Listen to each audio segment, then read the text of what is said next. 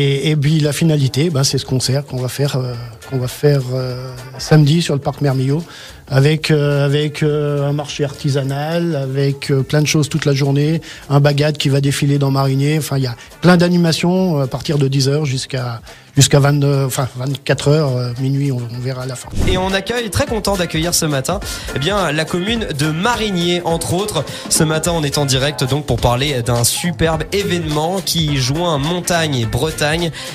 On parle donc des Marnivals avec Patrick Perret, qui est l'adjoint au maire et chargé de la culture et des sports de la mairie de Marigné. Bonjour Patrick. Bonjour. Soyez le bienvenu. Et puis vous êtes aux côtés de Sandrine Trémaud, la présidente d'Harvester. On va savoir ce qu'est Harvester. Bonjour Sandrine. Bonjour. Alors on parle donc des Marnivals, c'est ce 18 juin et on vient de l'entendre, les conditions seront superbes pour cet événement. Ouais, tant mieux effectivement. Donc les Marnivals, c'est un festival qu'on a organisé cette année sur Marigné, parc Mermillod. Donc l'idée c'était de mettre en valeur le parc qui est magnifique. Et ça a germé avec Harvester l'année dernière à la fête de la musique.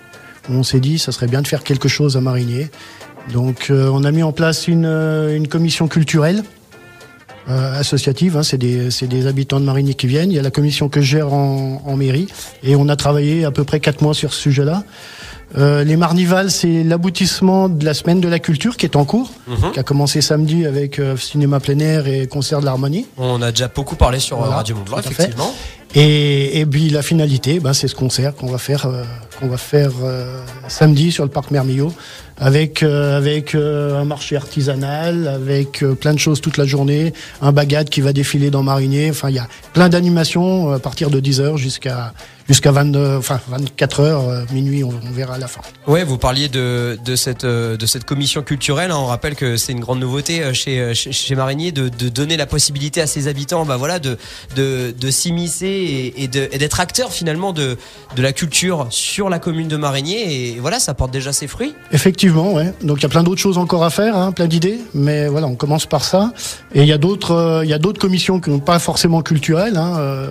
On a la nourriture, on a plein de choses où on a impliqué les habitants de Marigné à venir aider et puis participer à la vie de la commune. Et voilà, et ça permet notamment aux gens de s'impliquer aussi dans la vie de leur commune et voilà qui peut leur permettre de chouettes événements et notamment donc pour ces Marnivals, on va rester bien sûr centré sur cet événement. C'est donc le 18 juin, c'est samedi, que vous soyez de Marigné ou non, bien sûr vous êtes fortement conviés. Alors je me tourne vers vous, Sandrine Trémaud. Qu'est-ce que veut dire Harvester, parce que vous êtes la présidente de cette association?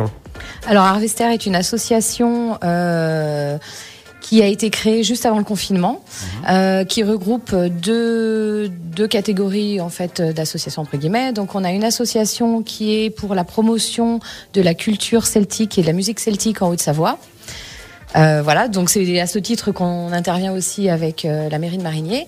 Et Harvester est également un groupe de musique pop-rock celtique qui commence un petit peu à tourner sur la Haute-Savoie, la Savoie, on joue en Suisse et on sera même en Bretagne cet été. Ah super, oui, je crois que j'ai une reprise de vous de Dirty Old Town, c'est ça? C'est ça.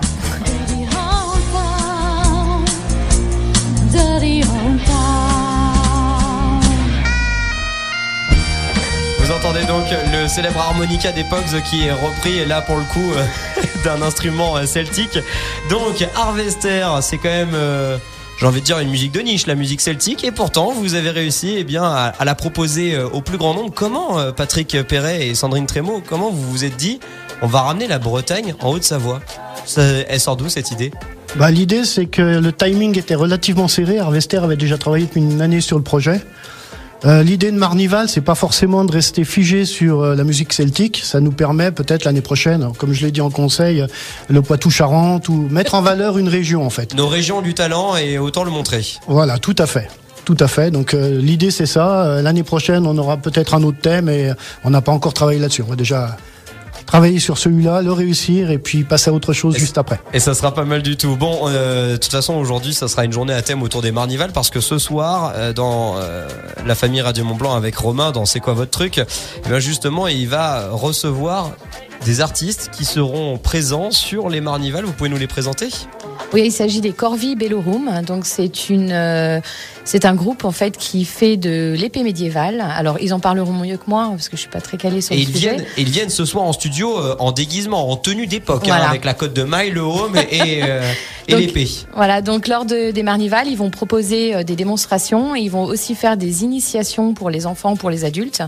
Voilà, donc ça va être une belle animation de la journée. Ouais, bah tout ça c'est super sympa. Donc ça commence à partir de 10h et ça ira très certainement jusque tard dans la nuit. Donc marché artisanal, on l'a compris, pas nécessairement de l'artisanat breton ou celtique.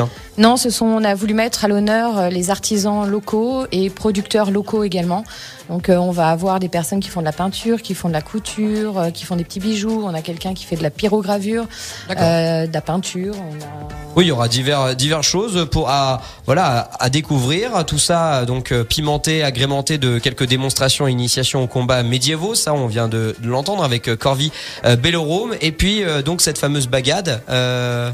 11 hommes et femmes, c'est ça, qui seront tout à fait, qui seront en tenue, avec la cornemuse, qui seront avec la cornemuse. On va les faire déambuler, donc soit vers Super U. Enfin, on va les emmener vers nos commerçants. D'accord. Pour faire le tour de Marigné et puis animer un peu tout ça. Et puis à tous ceux qui nous écoutent, qui se disent tiens, bah ça va être très sympa, je vais y aller. On va rappeler bien sûr que il y a buvette, restauration, parce que sinon ça serait quand même dommage de retourner manger chez soi. Ouais, et puis surtout à tous ceux qui viennent pour quelques raisons qu'elles soient, venir avec un kilt. C'est quand même une condition sine qua non pour venir au Marnival. Je suis pas l'initiateur de ça, donc Sandrine, si tu veux en parler. Vous pouvez nous en parler un peu plus, c'est quoi cette histoire de kilt ? Ouais, c'est parti d'un petit délire qu'on a eu avec Patrick. Et j'ai proposé donc lors de la commission culturelle de faire l'élection de Mister Kilt. Donc on est d'accord que c'est un choix complètement partisan. Voilà pourquoi c'est Mister et pas Miss Kilt. Ah bah non, personne n'a proposé de faire Miss Kilt. Donc moi j'ai proposé Mister Kilt. La commission a suivi, Patrick a suivi et la mairie de Marigny a suivi. Donc c'est cool. Ah oui, moi franchement je remercie notre maire qui a accepté de faire quelque chose qui sort un peu du commun et c'est bonne ambiance en tout cas d'accepter une élection Mister Kilt, donc que vous soyez bien gaulé ou non, il y a pas de souci, avec ou sans culotte. Normalement c'est sans culotte d'ailleurs le kilt, normalement dans les traditions vous pourrez vous présenter directement au Marnival en kilt et à gagner en plus. Je crois qu'il y a un beau magnum de votre partenaire, le domaine Montessuie. C'est ça, tout à fait. Bon bah c'est une bonne chose. Donc tout ça nous emmène à la soirée, on commence à retrouver un peu ses copains, avec ou sans kilt une nouvelle fois, de préférence avec. Et là arrive évidemment sur scène du beau monde, même du très beau monde. C'est ça ? Alors, tout ça autour de, bien sûr, la musique celtique. On rappelle que là, c'est le dénominateur commun. Tout à fait, on va avoir le bagad Sonu Ménez. Donc la première partie du bagad va jouer à 14h. Ce sera le pipe band, donc avec les cornemuses. Plus tard, c'est à 17h de mémoire. On a le bagad qui va jouer en tenue bretonne, donc du biniou, etc. Toutes les musiques traditionnelles. Ah oui. Ensuite, on a les Celtic Alps qui, eux, font de la musique traditionnelle irlandaise avec bodhran, avec tous les instruments qu'on peut trouver. Ouais, bien sûr. Ensuite, il y aura le groupe Harvester, donc que je représente ici. Et pour finir, on aura l'Évrier, le groupe L'Évrier, qui est un groupe qui a déjà fait les interceltiques de Lorient, c'est ça ? Ouais, tout à fait. Ils ont déjà 2 CD à leur actif et ils nous viennent de Bretagne. Et ça ressemble à ça, l'Évrier, si jamais vous vous posez la question.